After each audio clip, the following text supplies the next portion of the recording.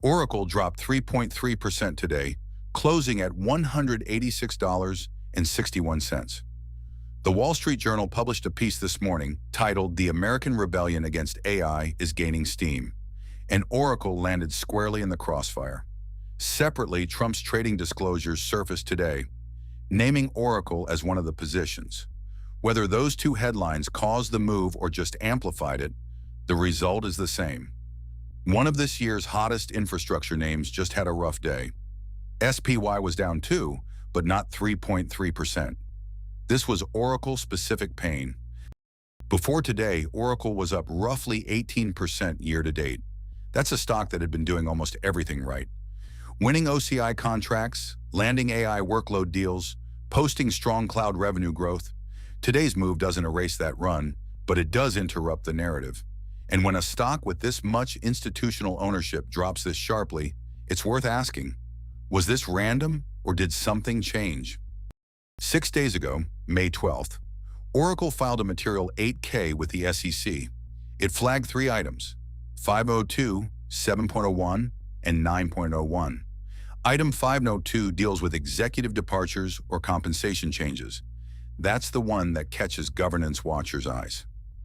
Items 7.01 and 9.01 are Regulation FD disclosure and financial statements, language typically used when a company is pushing out a guidance update or a strategic announcement that could move the stock.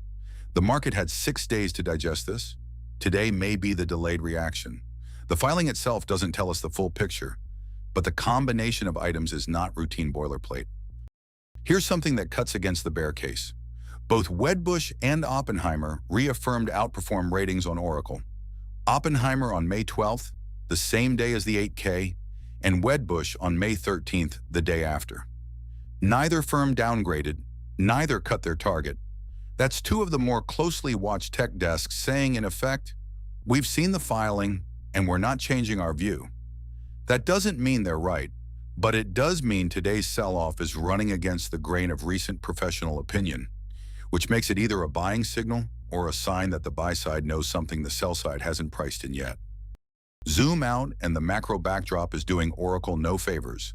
VIX is sitting at 1782, not in crisis territory, but elevated enough to keep risk appetite cautious.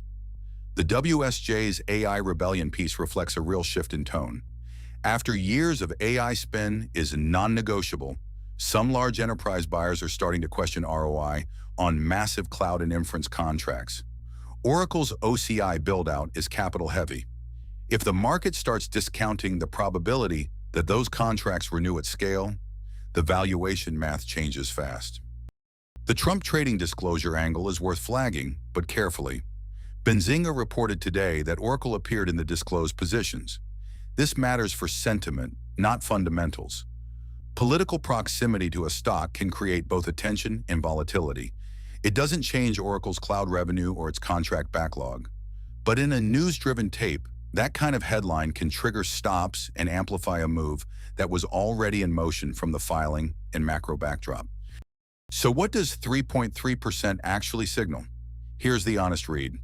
Oracle hasn't broken down structurally. The analyst community hasn't turned. The 8K items are material but not catastrophic on their face. What today looks like is a confluence, an ambiguous filing, a macro sentiment shift on AI capex, a high-profile disclosure creating noise, and a stock that had run 18% into a market with a VIX near 18. That's a recipe for profit-taking. Whether it becomes something more depends on what Oracle says next, whether that's an earnings call clarification, a press release, or further SEC disclosures.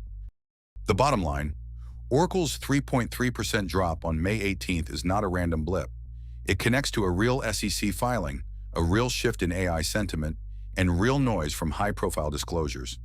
2 major analyst firms still have outperformed ratings, which limits the downside narrative, but doesn't eliminate the uncertainty the 8K introduced. If you're watching infrastructure stocks broadly, Oracle is now a bellwether for how the market prices AI capex risk into cloud names. Watch what the company says next. That's where the real signal will come from.